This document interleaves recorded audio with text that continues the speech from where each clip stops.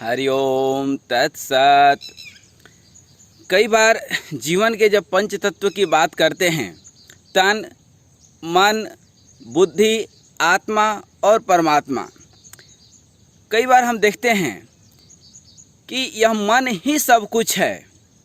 मन है कि मानता नहीं।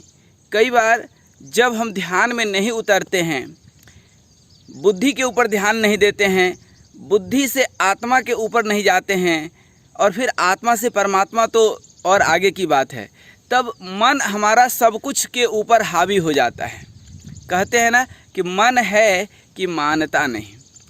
मन जो चाहता है वो करवा लेता है। आप देखिए, अनेकों नशा व्यसन करने वाले लोग, सबको मालूम है, सबकी बुद्धि यह कहती है कि यह नशा व्यसन जो है स्वास्थ्य के लिए जो है बुरा है, लेकिन फिर भी लोग करते हैं। ये मन है कि मानता नहीं। मन, तन को भोजन चाहिए, बहुत सही बात है, लेकिन भोजन कौन सा भोजन, कितना भोजन, कब करना है भोजन, यह चीज़ हमारे बुद्धि को मालूम है, मन को नहीं मालूम है। मन तो कहता है कि खाओ, मुंह है बोलता है, क्या बोलना है, कैसे बोलना है, यह बुद्धि हमारी बताती है। जब हम आत्मा के स्तर पर जाएंगे तो बोलना ही धीरे धीरे बंद हो जाता है, और जब परमात्मा के स्तर पर जाएंगे तब तो पूरी तरह से मौन हो जाएंगे, मुनि हो जाएंगे। लेकिन ये मन क्या कहता है? बोलो। इसीलिए आप जो है देखते होंगे ना, बकवास करने वाले लोग इतना बोलते हैं जिसका कोई औचित्य नहीं होता है। वो सिर्फ बोलते भर हैं। क्या बोलना है, कैसे बोलना है, कब बोलना है, क्या बोलना है, ये मन नहीं जानता है। मन कहता है बोलो, और मन अति सदा जो है पूरा जो है अनंत चीज़ चाहता है। मतलब मन की भूख कभी नहीं मिटती है। कई बार आप देखिए, आप पार्टी में जाते हैं, कहीं जाते हैं, गुलाब जामुन खाए, अब ये जो है आप बोलते हैं ना कि पेट भर गया, लेकिन मन नहीं भरा। ये मन क्या कहता है? खाए जाओ, स्वाद लिए जाओ। तन कहता है कि नहीं, बहुत हो गया। तो ये मन के चलते ही सारी बीमारी है। आप कभी देखें तो जीवन की सारी परेशानी सिर्फ और सिर्फ मन से शुरुआत होती है और मन से ही जो है ख़त्म होती है। क्योंकि हमारी मन स्थिति जब ठीक नहीं होती है, मन स्थिति ठीक नहीं होती है, तो मन का हमारे ऊपर कंट्रोल नहीं होता है, मन हमें कंट्रोल करने लगता है। अब जीवन में यहीं पर सोचना है कि आप मन को कंट्रोल कीजिए, नहीं तो मन आपको कंट्रोल कर लेगा। और मन है कि कभी भरता नहीं है, चाहे वो भोजन हो या धन हो या संपत्ति हो या वासना हो या स्त्री हो या पुरुष हो या काम वासना कह ले सीधा सा, या जो है पद हो। आदमी देखिए तो कौन कौन सा पद प्राप्त करने के लिए कितना होड़ लगाए हुए हैं, जी जान से संघर्ष कर रहा है। छल कपट ईर्ष्या मद मोह मत्सर सारी जो है वो तंत्र लगा देता है पद प्राप्त करने के लिए, और फिर भी उसका मन नहीं भरता है। अनेकों राष्ट्रपति के, अब राष्ट्रपति से बड़ा पद क्या हो सकता है, और वो भी जो अमेरिका का राष्ट्रपति हो, तो संसारिक पद तो अब उससे ऊपर नहीं है। संयुक्त राष्ट्र के अध्यक्ष, उससे बड़ा क्या पद हो सकता है। लेकिन वह भी व्यक्ति की जो है आकांक्षा और इच्छाएं अधूरी रह जाती है, कहीं ना कहीं उसका भी मन नहीं भरता है। कहते हैं ना, मन है कि मानता नहीं। यह मन जो है कभी भी भरता नहीं है। आप शांति की इच्छा करते हैं, लेकिन इच्छाओं को शांत करना भूल जाते हैं। तो इस मन की दो गति है, नकारात्मक और सकारात्मक। अब जैसा कि हमने बोला कि मन है कि भरता नहीं, तो मन जो है आपका सकारात्मक चीज़ों से भी तो नहीं भरेगा और नकारात्मक चीज़ों से भी नहीं भरेगा। बस ये है कि आप मन कहाँ लगा लेते हैं। यदि संसारिकता में आपने मन लगा लिया तो जुटाते रहिए धन। आवश्यक है तन के लिए, अपने जीविकोपार्जन के लिए, ये सब आवश्यक है। लेकिन कोई भी चीज़ जब एक आवश्यकता से अधिक हो जाती है तो वह जो है गलत हो जाता है। वहीं पर नकारात्मकता फैल जाती है, वहीं पर हम चूक जाते हैं। हम आसक्त हो जाते हैं और जीवन से सकारात्मक चीज़ें हमारी छूट जाती है। बड़ा सूक्ष्म अंतर है। हम लोग जो है इस तन को, मन को और बुद्धि, आत्मा और परमात्मा को कहीं ना कहीं बाइफर्केट नहीं कर पाते हैं। जब थोड़ा सा कभी मेडिटेशन में, ध्यान में हम उतरेंगे तो हम इन सब चीज़ों को एक दूसरे से अलग कर पाएंगे। आप देखते होंगे कुछ लोग बड़े शांत बैठे होते हैं लेकिन पैर हिल रहा है। मन है ना, मन को उद्विग्नता चाहिए होता है। मन है, शांति से आदमी ध्यान कर रहा है, लेकिन कई बार ऐसा होता है और ख़ास करके शुरुआत में मुझे भी होता था, आप भी जब अभ्यास करेंगे तो होगा, मन एक तीसरी दुनिया में ही चले जाता है। वह अपनी एक अलग ही दुनिया बना लेता है और कई बार जब आदमी उसी में खो जाता है या किसी ने कुछ बोल दिया, अब हम जो है उसके बारे में सोचने लगते हैं या मन के अंदर हमारी वासना जग गई। अब दो चीज़ है, मन के अंदर जैसे किसी स्त्री के प्रति या किसी पुरुष के प्रति वासना जग गई तो ये मन है कि मानता नहीं। अब यदि हम मन को कंट्रोल नहीं कर पाए तो आज ना कल वह आपको वहाँ तक खींच करके ले जाएगा और खींच करके ये मन ले जाता है। तन की ज़रूरत नहीं है। तन को जैसे वासना क्या है, सेक्स क्या है, ये जो है एक छींक के तरह है। छींक आई, बस उतना जैसे आप छींक देते हैं तो मन हल्का हो जाता है, ठीक उसी तरह से जो है वासना भी है। 2 मिनट की खुजली है। अब इस 2 मिनट के खुजली के लिए मन है कि मानता नहीं, वहाँ आपको खींच करके ले जाता है, वहाँ खींच करके ले जाता है और हमको लगता है कि ये तन की आवश्यकता है, बुद्धि की नहीं। बुद्धि आपको बाइफर्केट कर देती है। स्त्री तो स्त्री है और मन सिर्फ स्त्री देखता है, हाँ ये स्त्री है या ये पुरुष है, लेकिन बुद्धि है कि वह वहाँ पर उसको अलग करता है कि ये हमारा भाई है, ये हमारा जो है दोस्त है, ये हमारा ये है। ये बाइफर्केशन कौन करता है? बुद्धि करता है, मन नहीं करता है। अब ये मन जब खींच करके ले जाता है काम वासना की तरफ, तो आप देखिए अनेकों लोग जेल में सड़ रहे हैं ये 2 मिनट की खुजली शांत करने के लिए। और उसके पीछे दोषी कौन है? क्या बुद्धि? क्या आत्मा? क्या परमात्मा? क्या ये तन? नहीं, ये मन। ये मन है कि मानता नहीं, आपको ज़बरदस्ती खींच करके ले जाएगा।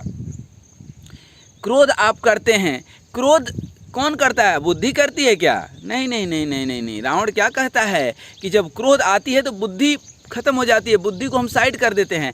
यदि बुद्धि को वहाँ पर थोड़ा सा ला दें तो क्रोध से कभी नुकसान होगा ही नहीं, या तो फायदा ही होगा या क्रोध होगा ही नहीं। क्रोधित व्यक्ति की बुद्धि ना काम करती है और आत्मा परमात्मा की तो बहुत दूर की बात है। और वो जो है किसी ने कुछ बोल दिया, कल बोला था, आज उसके बारे में मन खूब सोचता है और हो सकता है 10 दिन के बाद लड़ने के लिए जाए। क्यों? क्योंकि मन है ना, मन आपको खींच करके ले जाएगा। तो ये बहुत ज़रूरी है कि मन के ऊपर कंट्रोल करें। यदि मन के ऊपर हम कंट्रोल नहीं कर पाए तो मन आपको वहाँ लेकर के चले जाएगा जहाँ संसार के सारे दुख, भोग और वह सब कुछ है। लेकिन यदि हम मन को थोड़ा सा रोक करके बुद्धि के ऊपर ध्यान दें कि हमारी बुद्धि क्या कहती है, हमारा अनुभव क्या कहता है, क्योंकि बुद्धि क्या है? अनुभव के अनुसार चलती है। और हमारा आत्मा क्या कहता है। अब देखिए, बुद्धि भी कई बार जो है निर्णय गलत दे देती है, लेकिन आत्मा कभी भी गलत निर्णय नहीं देती है। लेकिन ये तो 100 में कोई एक आत्मा तक पहुंच पाता है। कृष्ण भगवान तो हजारों में से एक किसी को बोले हैं। आप संसार की यदि प्रतिशत देखेंगे तो आप मान कर चलिए 100 में एक आदमी, या कहें तो 1000 में एक आदमी तन और मन, बुद्धि इनको अलग अलग कर पाता है। 1000 में 999 सिर्फ मन की सुनते हैं, मन की करते हैं। इसीलिए तो आज इतनी बीमारियां हैं, इतना भ्रष्टाचार है, इतना दुराचार है, जगह जगह बलात्कार है, जगह जगह जो है अनैतिकता है। क्यों? क्योंकि मन है कि मानता नहीं।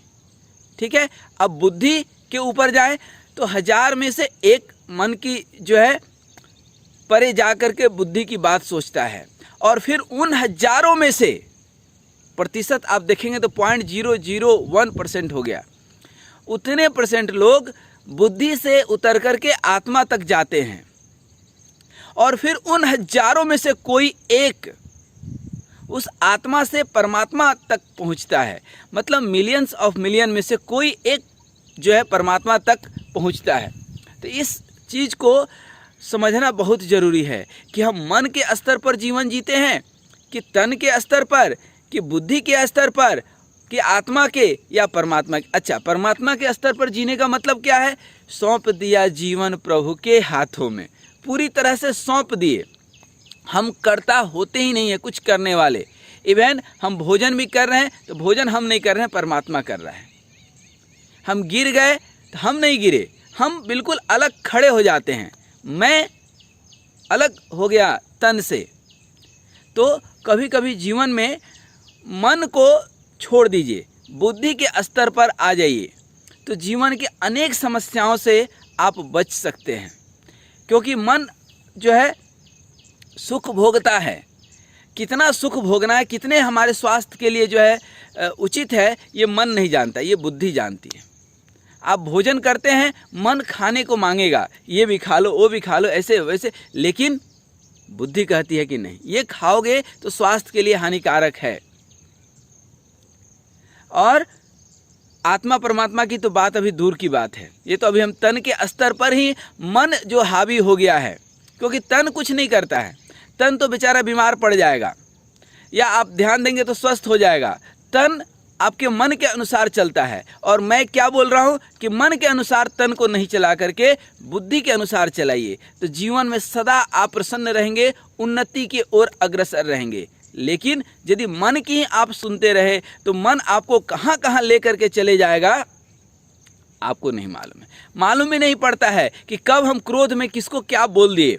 अच्छा, अब क्या होता है, मन सिर्फ बोलना जानता है, तन के द्वारा वो बुलवा लेता है, और तन के ऊपर हमारा कोई कंट्रोल नहीं है।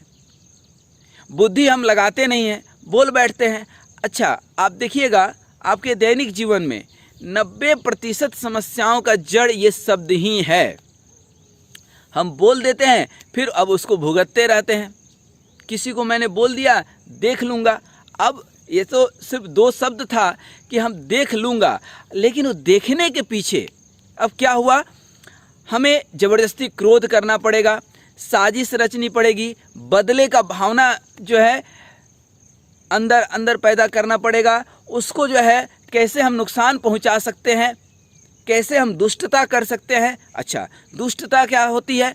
दुष्ट क्या है? वो ओला जो गिरता है ना, कभी आप बारिश वगैरह में आप देखेंगे थोड़ा ठंड के मौसम में, वो क्या करता है, फसल के ऊपर गिरता है, तो फसल को भी नष्ट करता है और खुद भी नष्ट हो जाता है।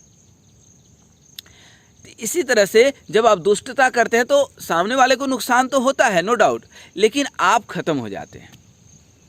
इसलिए पूरा 10 से 15 मिनट का जो सार है सिर्फ ये है कि हम जीवन के पंच तत्व में मन को किसी भी चीज़ के ऊपर हावी न होने दें, मन को अलग कर दें। जब कभी वासना बहुत जागृत हो जाए तो जो है आप मन को तन से अलग कर दीजिए, तन अस्थिर रहने दीजिए, मन को उद्विग्न होने दीजिए, फिर बुद्धि पे आप जा कर के टिक जाइए। बुद्धि क्या कहेगी कि ये वासना, ये खुजली 2 मिनट की और जीवन भर की परेशानी, अफसोस। इस वासना से आज तक किसी का मन तृप्त नहीं हुआ। हजारों हजारों शादियां करके, हजारों हजार महल बना करके, हजारों हजार राजाओं को जीत करके, अरे सिकंदर जब तक नहीं प्रसन्न हुआ, जब इतना दुनिया जीत करके, तो हम आप कौन से खेत के मूली हैं? और मूली भी हैं तो मामूली हैं, मूली भी हैं तो मामूली हैं। तो अपने जीवन को थोड़ा सा बाइफरकेट कीजिए। और मन है कि मानता नहीं। हनुमान जी जब लंका जा रहे थे तो जब उनको कहा गया कि राम काज तक लगी अवतारा, तो उनके अंदर इतना जोश आ गया, बोलते हैं कि हम सीता जी को तो लाएंगे ही लाएंगे, रावण की जो त्रिकुट पर्वत के ऊपर जो लंका बसी है उसको पूरा समुद्र में डुबा देते हैं, रावण को मार डालते हैं, ये करते हैं वो करते हैं। क्योंकि मन है, मन जो है कहता है करना है और खूब करना है। मन कभी भरता नहीं है ना, कभी नहीं, आज तक किसी का मन नहीं भरा है। तो हनुमान जी क्या कहते हैं, जामवंत मैं पूछूं तो ही उचित सिखावन देहु में। तो जीवन में जब मन बहुत उद्विग्न हो जाए तो अपने से बड़े बुजुर्गों का अनुभव काम में लीजिए, उनसे पूछिए कि हमें क्या करना है। एक गांव में लगी आग, बस 1 मिनट में आपकी ये जो है ख़त्म करेंगे। एक गांव में लगी आग, गए सब भाग, बच गए दो कौन बचे? एक लंगड़ा और एक अंधा। अब लंगड़ा देख रहा है कि आग इधर आ रही है, आग की लपटें हमें जो है समेट लेंगी, लेकिन वो भाग नहीं सकता है बेचारा।